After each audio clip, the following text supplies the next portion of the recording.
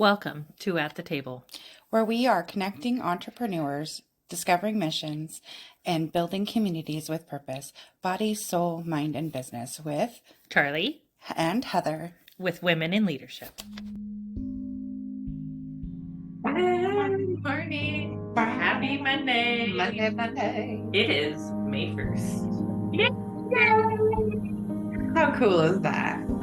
It's spring. It's new growth time. We have started new books. We're getting into the meat of them. Yeah.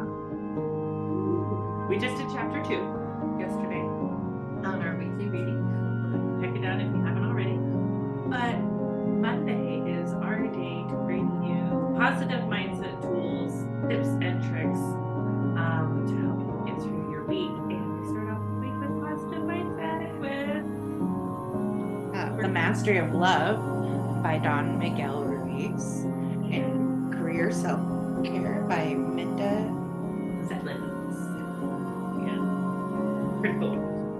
We're on chapter 2 of both books this week, but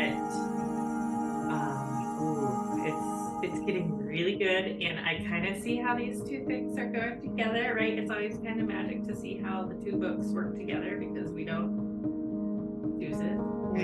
We don't plot it out. Ooh, we'll read this chapter with this chapter. Yeah, that'll be good. No, we just read the books and see how they go together. And how they work into our lives and our businesses, because there's growth everywhere, right?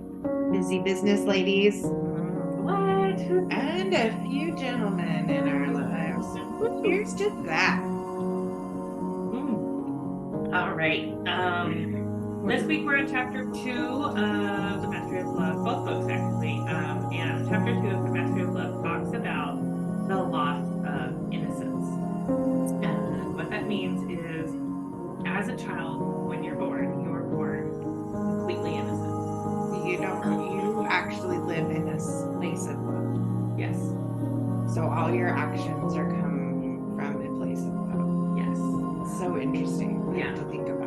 So she talks about the story of a mom at a park with her child, right? The child is running and playing and laughing and having a great time, but continues to get closer and closer to a big street. And so the mom starts chasing the child. Child thinks it's a game. Child keeps running, starts running faster, screaming louder, having a great time. It's all coming from a place of love from the child. But what does mom do to stop the child? Mom grabs the child, stops him abruptly, swats him on the butt, and all of a sudden, he has guilt and shame for having love and pure joy. He has no idea. For living in his joy. The boundaries, like the things, right? That the mom was worried of about. The danger is up there, and we understand why mom disciplines the child for, running toward the street. But at the same time, from that child's perspective, it's like, I was just living life and enjoying it and being free and love, and now I'm in trouble for it. So we learn through these actions not to express our love because we're too loud, or we were spanked for running and playing, but we didn't understand why. All these things that happen to us as we get older. During that domestication, during the process of helping us learn different kinds of danger. I mean, yeah, we're doing it for safety, but I think the whole idea is that's what we have to unlearn. So you said we're doing it for safety. So mom punished the child for safety, right? And then as humans, when we domesticate ourselves, we are trying to keep ourselves safe. Okay, so whether there's a threat or not. It's those walls we build up, right? And so we are constantly working on breaking down these walls, these beliefs we have in our head about things not being safe, or not expressing our full love and joy to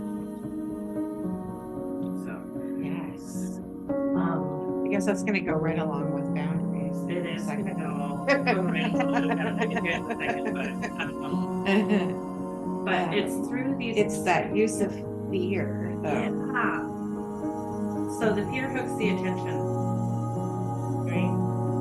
Fear, shame, doubt, it hooks your attention. You know, when mom spotted you, it got your attention, right? And then Emotional poison, the book calls it out. Yeah. So To get our attention, we were emotionally poisoned. how awful is that when you think about it that way? I'm gonna puke, right? Like literally, Yeah. that sucks. So what does it look like to live in your pure joy? It says here, usually we release the poison with the person we think is responsible for the injustice, but if that person is so powerful that we cannot send it to him, we don't care who we send it to. Right. So what kind of emotional poison are we holding on to because we feel like the other person who's giving us this poison has power over us? And then who are we poisoning in response to that? Right. Are we reacting and like yelling at our kids or our spouse, partner, or whatever that, whoever's in your world? This is how we get that judge saboteur too, right? Like we talk about that too, the part of our brain that judges the actions, right? Yeah. Now there's this really kind of cool, kind of sad thing that happens. If someone emotionally poisons you, you try to emotionally poison them back, which isn't actually helping either of you. What it is it's building more and more poison. Right. Okay. And It festers. it festers and grows. Gross. Yeah. When you think about it like that, like mold or like an actual poison, like it has the same effect. Gross. It's gross. Um, I've often said not to be drunk on emotions. When you think about that, like alcohol can be poison. I was like, ooh, that even more brings it to a point, right? Like,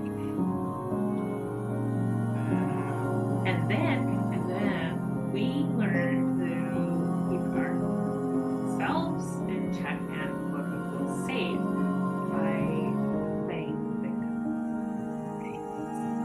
Right? If I'm not strong enough, I'm not intelligent enough, why should I even try? the parasite of Nobody all gets these to crack. beliefs will make you suffer. Yeah. Yeah. You are putting yourself in hell.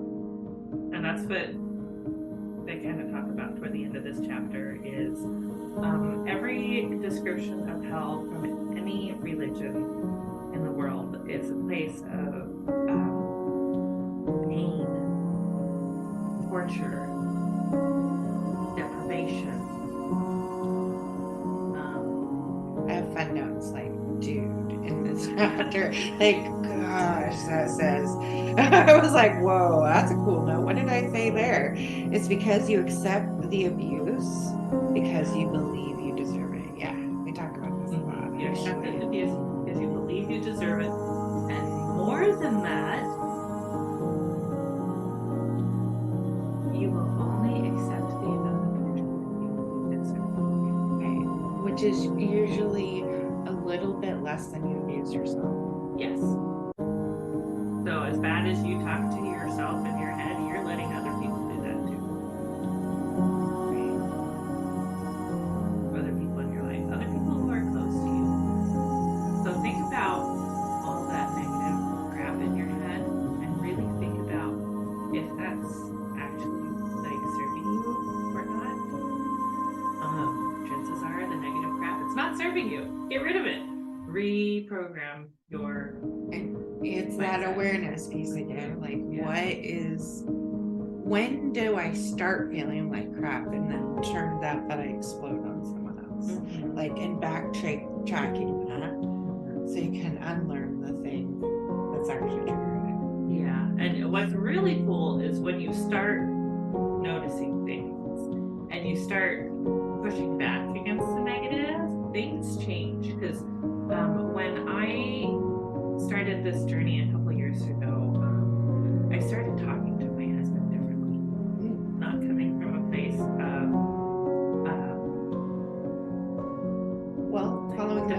agreements, right? So we're not making assumptions.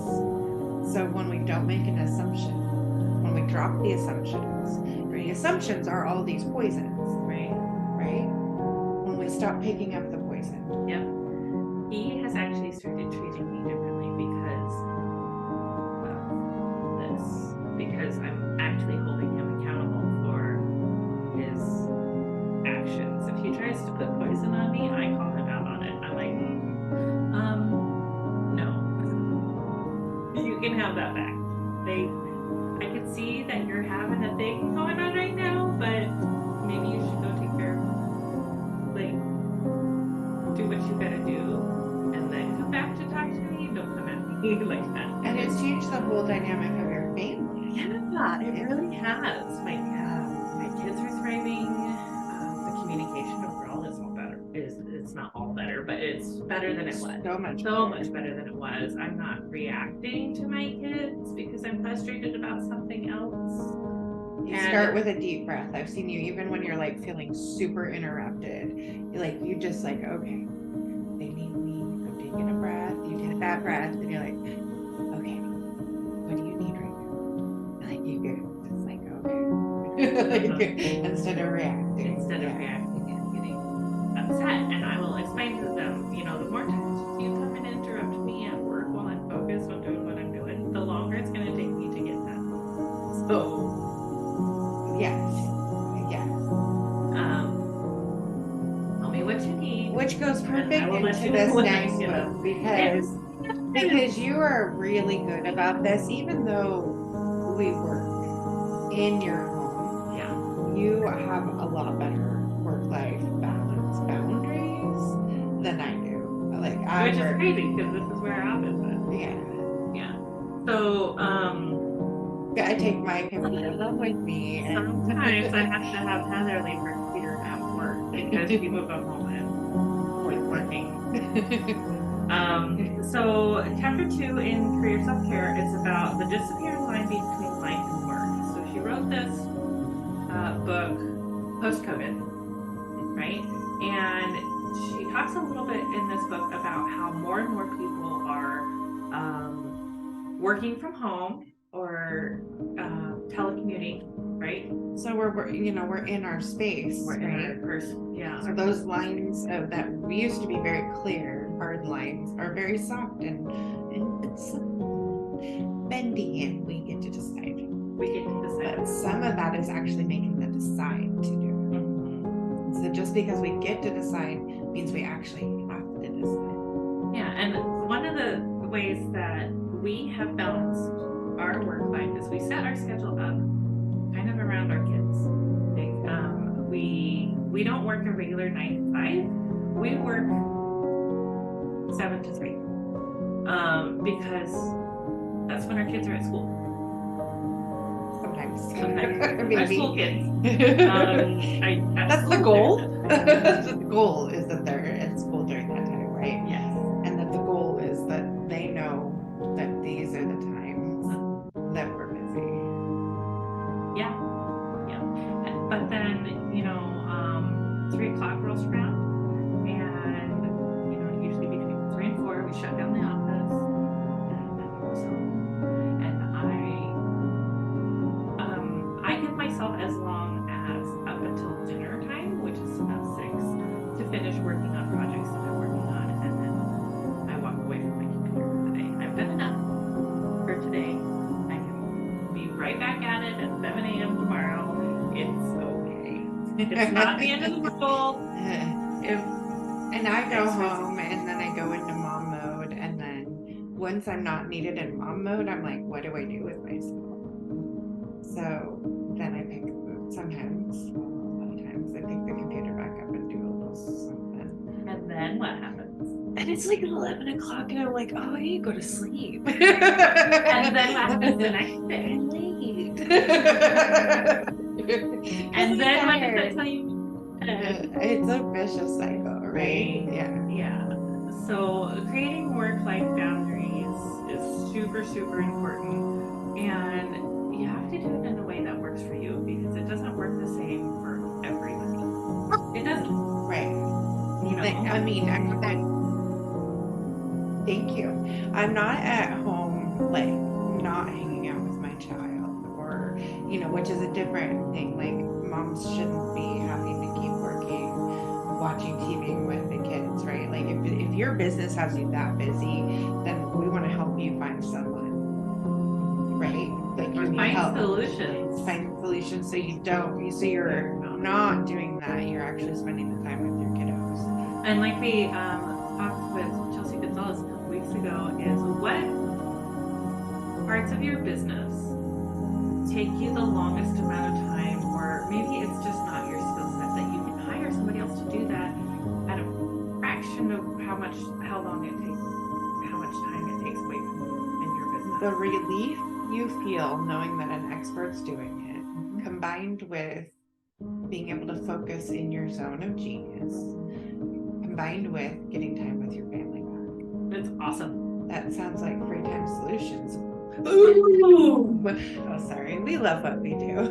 We really, really do. That's not what we're talking about. We're talking about how to keep that balance so that we're not working on Thanksgiving Day. Like, right. That doesn't equal work-life balance. Like, no, it doesn't. And respecting the boundaries of the other people that work for and with you, and not having a conference call at noon on Thanksgiving or whatever. She shares a story in the book, you guys, and she's like, I don't know what is wrong with this person. But then the pressure that puts on those other families. That, right.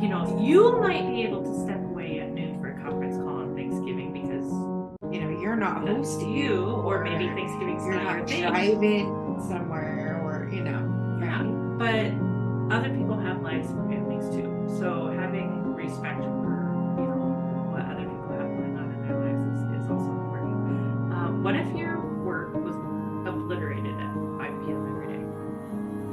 The end of your work day, your job just boom. Or as I've heard before, you fire yourself at the end of the day and you rehire yourself in the morning. Right? We'd have a lot more creative journals. If it just blew up every day. Lately I've been watching crafty YouTube, and I've been watching this lady that makes these junk journals, and some days I'm like, I don't know what's going on in her head. Why did we need to do that and do that and do that? But that's okay. But it leads to creativity in my brain, and then I have to create something. So that's the same reason why I have taken on painting more and things like that, is because as I'm doing this quiet, peaceful, creative thing like coloring or painting or crocheting,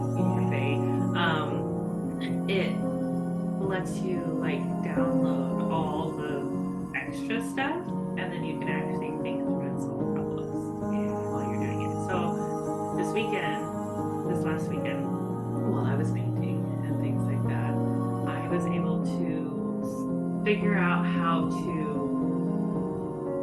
connect use like 5 different systems in our repertoire in order to put together a video, because it's like, okay, I have to figure out how to do the audio. Okay, now I have to figure out how to add the music. Okay, now how do I pull just the audio? Oh wait, now the music's too loud. How do I adjust the volume on the music? So I was thinking through all the processes of doing all of that while I was using my creative outlet this weekend, and Monday morning I was able to put it together. Like with no. Yeah, and you let your brain rest too.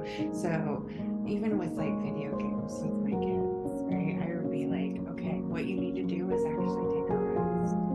You're so into it, so narrow into looking at what you're doing that you actually can't do the pull back and do the one thing you're missing, that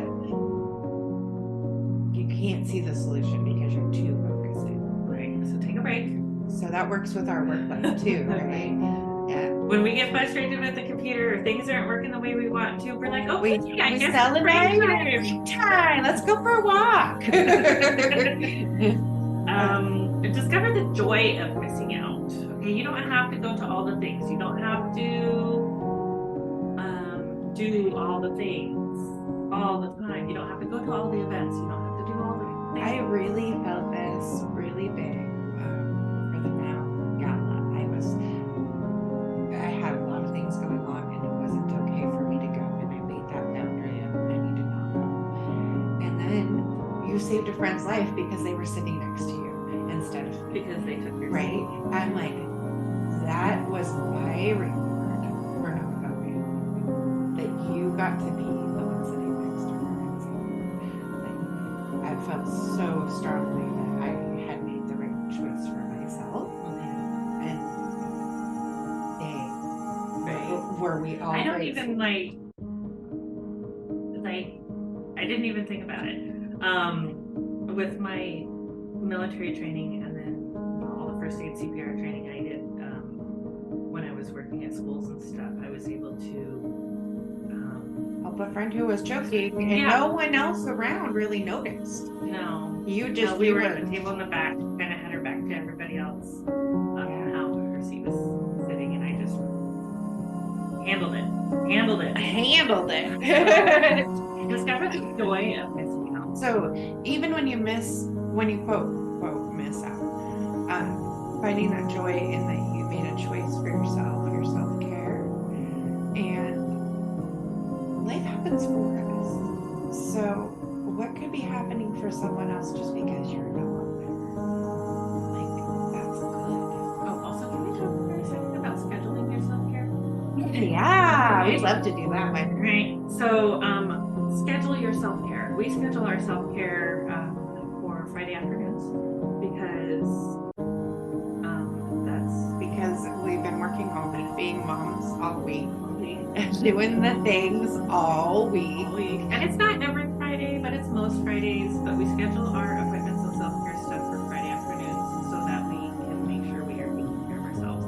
Because doctor's appointments need to be gotten to. Dentist appointments need to be gotten to. Right? And then, anything that you do for yourself for self-care, schedule it. Nails, Reiki, massage. And any of those repetitive things. Going to the beach for the afternoon for yourself. Before you leave, your chiropractor, acupuncturist, massage, whatever you do for your hair, nails, whatever you do for your self-care, before you leave, make sure you have your next appointment scheduled. Because then it gives you, one, something to look forward to. Yes. And two, your self-care is scheduled. It's scheduled. It's done. You don't have to try to fit it in somewhere, but it's done. So pick a day and a time that works for you and just is the same. And we've decided as a company culture for us that is important, especially since we talk with so many people. We're on camera, or we're in a Zoom, or we're in meetings like all day long, and we don't show up well if we don't get our self-care. So we definitely learned that it's important. It is super important. So, me Woo! too. Who's really making you work late? If you are a solopreneur, an entrepreneur, Maybe you need to go in the bathroom and have a talk with your boss.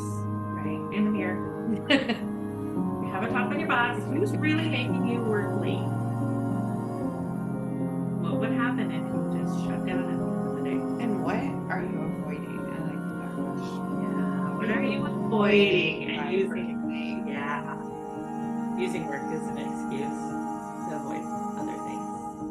And I totally get like time zones, things like that, but you still have a late, even if we decided we were going to work with East Coast people all the time, we might start at 5 a.m. So late might be 3 or 4, right? Like, why are we working so late? So thinking about that. And then also making sure you are getting enough rest. Studies show 8 hours is prime, but making sure you are getting rest, and that doesn't necessarily mean 8 hours of sleep.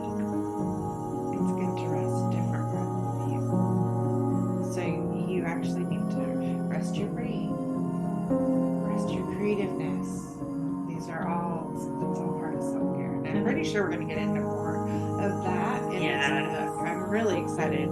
But the last little piece here she talks about is combining home life and work. Okay, a lot of us are working from home these days. A lot of us are, doing all the things. Cheers. So, and we kind of already touched on this a little bit, but combining home life and work life can be challenging, but it can also be super rewarding. Absolutely. I mean, not having hours of commute time, things like that. I mean, that really give you back time in your day. Yeah. But does it give you back time if you take your computer over to the kitchen table, like creating a designated spot? There's all sorts of things you can do that are involved in setting a boundary. Yeah, I rarely move my laptop from the office for that reason. I walk out of this front room space at the end of the day, and I go to the rest of the house, and I don't even come back in here because This is work. this is work, Right. right? Yeah.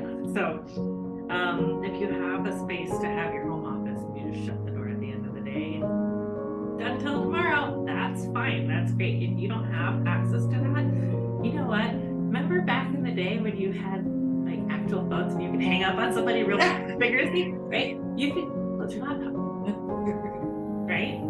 Put it in a bag. Put Put it back in its bag. It needs to go to sleep too. That's okay.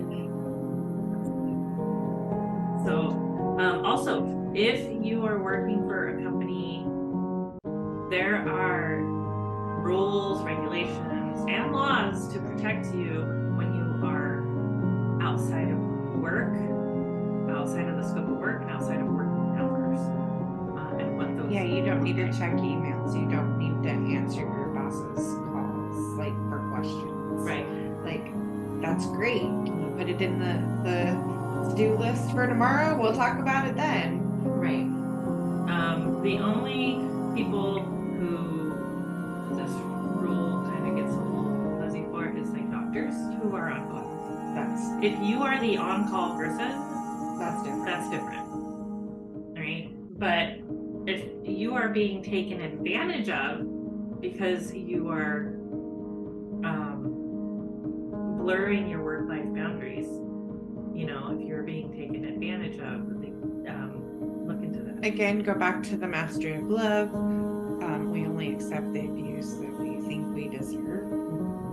So maybe thinking about that, like, hey, this doesn't make me feel good. Am I actually allowing that to feel it? It's not a victim thing. No. It's about setting boundaries, which is the exercise Right. in this book. Right. Like one boundary that you would like to set between your work and life and your real life. It should be a boundary that is meaningful to you. Perhaps take a full hour for lunch outside of the office every day, or leaving work early to make a dinner at home. Or it might be something as simple as not opening an email after 8 p.m. Right. And people will respect the boundaries you set. Employers, coworkers. Eventually they get the message. So we have a lady that we work with, and she inevitably calls us on Friday afternoon to talk about stuff. I'm like, great, cool, we're doing self-care. So We'll get to it on Monday. And about the third time she did that, I noticed that she contacts us on Thursday now. Like, oh, those ladies are not available on Friday afternoon. No. That is not when we're rushing to meet deadlines. No. Friday mornings we wrap up projects for the week, and Friday afternoons we do our self-care. So then the second thing you want to do is eliminate the non-essential. Really looking at what you're doing just for busy work. What are you Stay doing just to busy. keep it? Yeah. Right? What are you using it to avoid, like addressing these things for ourselves, right? And then discuss better work-life balance with your boss. Dang it! Gonna get that mirror out. All right. Right. Us solopreneurs have to take a really hard look at ourselves sometimes. Right? I like that. There's a joke like, if you see me talking to myself, don't mind me. I'm just having a staff Right? Yeah. I know we're not solopreneurs. I have Charlie here, right? But we're not like the boss of each other, No. right? We make decisions very collaboratively. We talk about what's best, what's working, what's not working. Why are you coming late all the time? What's happening? We talk about it because we're human. And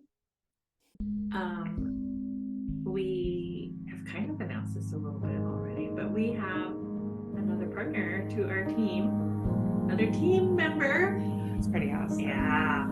So you might notice that Women in Leadership is now powered by Free Time. Free Time Solutions is our client services part of our business. Women in Leadership is our podcast life, give back, and grow entrepreneurship side of our business. So Free Time Solutions is where we get to help you, business owners, with all things media. So not only do we take on the social media part where we help you with the consistency, we write the copy, we find hashtags, we animate the graphics, and we schedule it for you. Post to all the places. So that's just one piece of what we do now. Now we can help with websites and strategy. Yeah. Because we loved the whiteboard session with John. Yeah. And John Rollins is our new partner, by the way. if you are unsure of how your business is going forward, how to grow, or how to put the bigger picture together of all the pieces, that is the conversation to have. His brain's amazing. Yes. Which is probably why we have partnered. Or right? if you just need a really good look at what you have going on already, you already have a website, you already have social media and things like that, but you want somebody to look at it to tell you kind of what's going on, places and ways to improve, let us know, because that's our jam. We love that stuff. Right? It's so cool. That's why I'm working. So you will see a little bit of things coming out for Free Time on our channel of Free Time Solutions and things like that. So excited. Yes. John has graciously agreed to be our first gentleman guest on the podcast, so you will see him on Friday. Yeah, I think his podcast is going to air on Friday. Yeah, because today's May 1st. Yeah. So on Friday will be his podcast, and so please welcome John to the table. Ooh, so excited to have him as part of our team, and it just gives us more ways to love and support all of you wonderful people and entrepreneurs. So stay tuned for Cause of the Quarter. We've had our very first fundraiser, and our next fundraiser is coming up. It's going to be a craft and sip with our favorite Dina Haslak of the Craft. So that's coming up. So be sure to pay attention. Thank you so much. Namaste.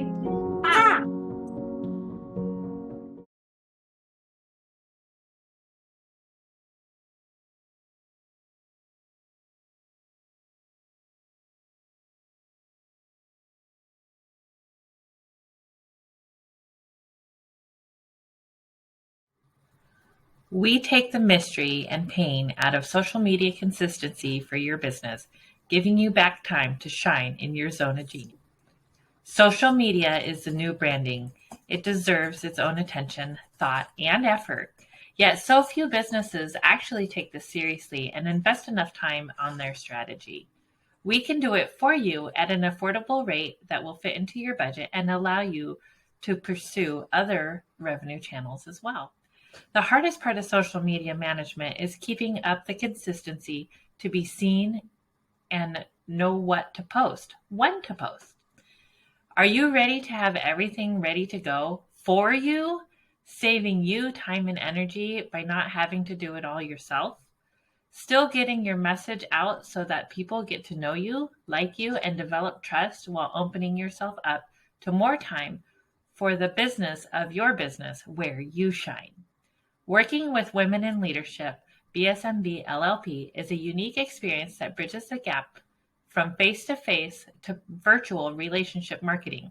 Not only do we love to help you shine on social media, we love to share tools to help you grow with us, body, soul, mind, and business.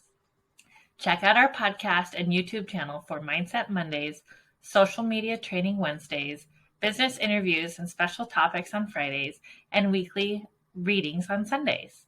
To schedule your consultation or podcast interview, head to our website, www.womeninleadershipbsmb.com. Our weekly readings on Sunday, our podcast, Mindset Monday, social media training with Heather on Wednesdays, guest interviews, and special topics on Fridays. Thank you for joining us. Find out more and schedule with us online at www.womeninleadershipbsmb.com, where you have a spot at the table. Thank you for joining in on the fun. Be sure to like and subscribe for more.